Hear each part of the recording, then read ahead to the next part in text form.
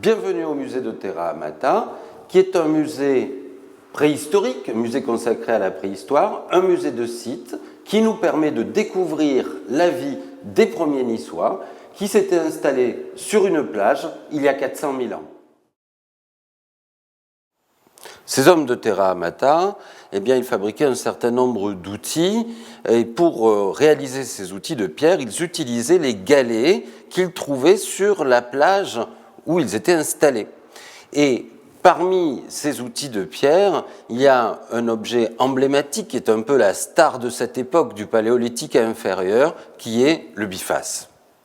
Ce biface, il va être réalisé par la percussion d'un galet sur le bloc de matière première afin de le façonner pour obtenir un tranchant le plus efficace possible sur la plus grande partie de sa périphérie, mais aussi une forme générale symétrique. Il y a donc là une sorte de paléodesign pour allier à la fois la fonctionnalité et une certaine esthétique. Alors on peut se demander à quoi servaient les bifaces. Il se trouve que c'était un petit peu le grand couteau du chasseur. Il permettait de pratiquer des activités de boucherie, parce qu'il faut savoir que ces hommes, eh bien, une grande partie de leur alimentation venait de la chasse. Donc une fois qu'ils avaient tué les animaux, il était nécessaire de les découper pour pouvoir les consommer. À Nice, il y a 400 000 ans, eh bien, il y avait des éléphants. Et on peut imaginer que place Garibaldi, des éléphants se baladaient, parce qu'à l'époque, c'était une sorte de marécage. Et nos hommes préhistoriques de Terra Amata, ils ont mangé de l'éléphant et ils les ont chassés.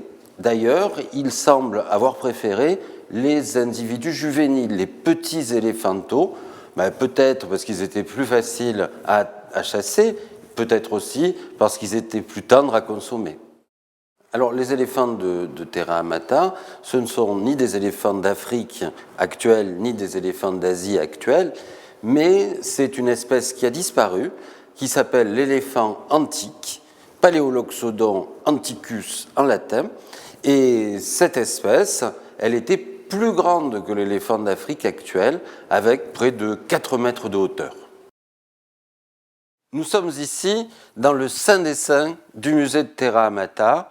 Nous sommes dans les réserves du musée. Cette salle, entre nous, on l'appelle la salle des tiroirs parce qu'elle comporte plus de 2000 tiroirs. Et dans ces 2000 tiroirs, on va trouver conservés l'ensemble des objets, l'ensemble des collections mises au jour lors de la fouille du site de Terra Amata en 1966 par Henri de Lumley. Dans le musée, il y a 341 objets présentés au public. Ici, il y en a plus de 100 000.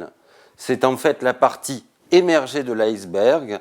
C'est en fait les archives complètes des premiers Niçois, de ces hommes de Terra Amata.